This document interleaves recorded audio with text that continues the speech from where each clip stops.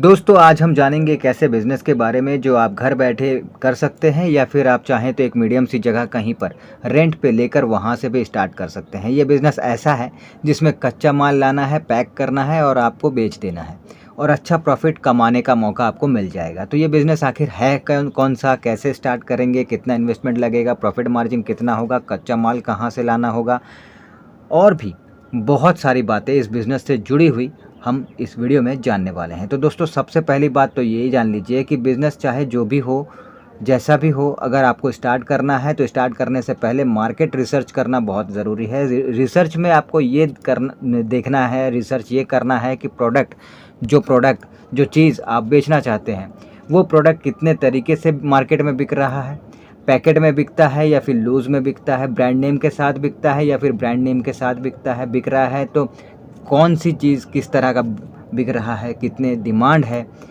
और साथ ही उस प्रोडक्ट को अगर देखा जाए तो उसका होलसेल रेट क्या है, उसका रिटेल रेट क्या है, ये सब आपको जानना है। अगर पैकेट में बेच रहे हैं तो उसका क्या रेट है, अगर लूज़ में बेच रहे हैं तो उसका क्या रेट है।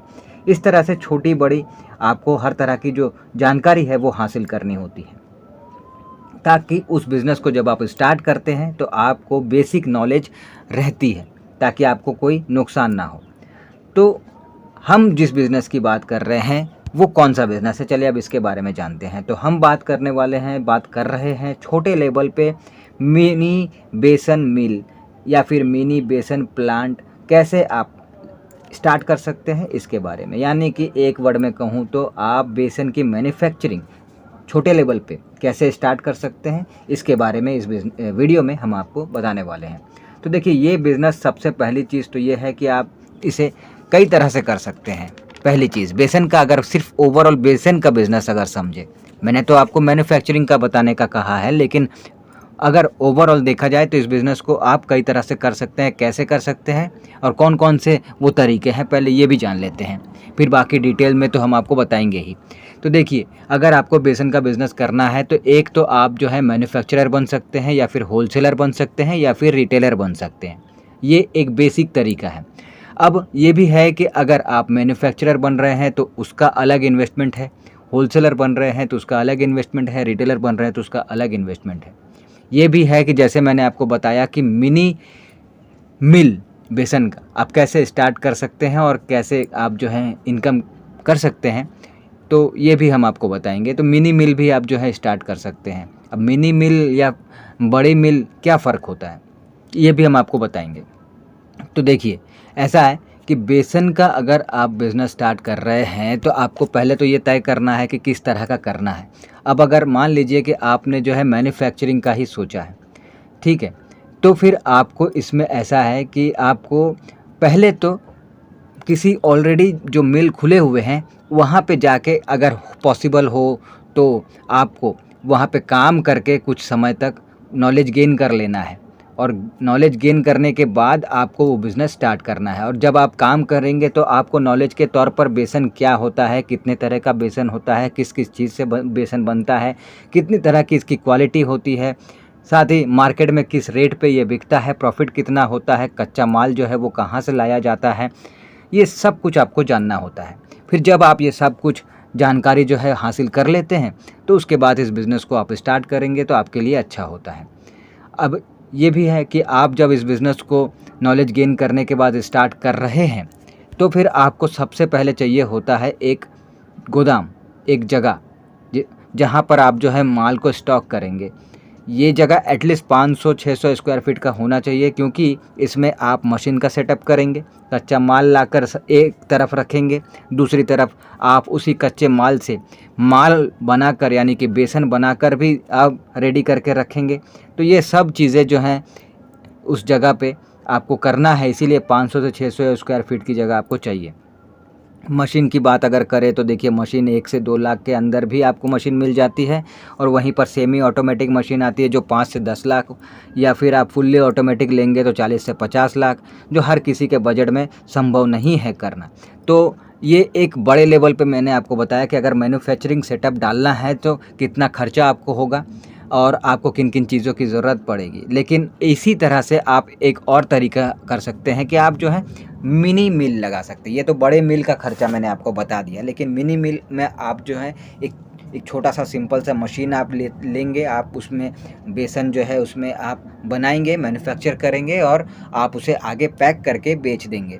या फिर ये भी आप कर सकते हैं कि आपको मशीन ही नहीं लेनी है, आप क्या करें कि आप जो है सीधा बना बनाया बेसन आप बड़ी मात्रा में लेकर आइए।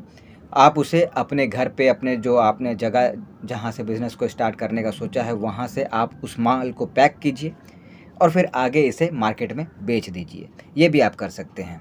तो अब बेचिएगा तो कितने तरह के पैकेट्स आप बनाइएगा? तो देखिए, आप 250 ग्राम का, 500 ग्राम का, 1 किलो का, 5 किलो का, 10 किलो का, जितने तरह का आप जो है पैकेट्स बनाना चाहते हैं, बनाकर आगे इसे आप बेच सकते हैं। साथ ही आप लूज़ भी बेच सकते हैं, कोई दिक्कत नहीं है। और सिंपल तरीके से आप स्टार्ट करेंगे तो ज़्यादा इन्वेस्टमेंट आपको पड़ेगा नहीं। वहीं पर अगर आप बड़े लेवल पे स्टार्ट करना चाहेंगे तो जैसे मैंने आपको बताया, आप कम से कम में भी अगर देखें एज़ अ मैन्युफैक्चरर अगर आप स्टार्ट करना चाहते हैं तो 4-5 लाख लग जाएँगे। वहीं पर एज़ ए होलसेलर या फिर एज़ ए रिटेलर अगर आपको स्टार्ट करना है तो इससे कम पैसे में, कम बजट में आप स्टार्ट कर पाएँगे। और जैसे मैंने आपको बताया, वैसा अगर आप करते हैं कि आपको कोई मशीन नहीं लेनी, कुछ नहीं, आपको बस बना बनाया बेसन बड़ी मात्रा में आपको ख़रीद कर लाना है, उसे अपने यहाँ पे पैक करना है और फिर आगे सेल कर देना है। अब ये पैक आप जो करेंगे, इस पे 2 तरह से आप कर सकते हैं। या तो सिंपल प्लेन पेपर में आप पैक कीजिए, प्लेन प्लास्टिक में, और आगे आप इसे मतलब बेच दीजिए। या फिर इसे ब्रांड नेम के साथ आप पैक करना चाहते हैं, आप जो बेसन पैक कर रहे हैं उसमें एक कंपनी नाम आप देना चाहते हैं, ब्रांड नेम देना चाहते हैं, तो फिर वो भी आप दे सकते हैं और उसके हिसाब से उस नाम के साथ पैक करके आगे बेच सकते हैं। अब लाइसेंस की अगर बात करें तो देखिए, वैसे GST number, FSSI license, MSME registration, lab report, ये सब जो मैन्युफैक्चरर है उसको लगता है।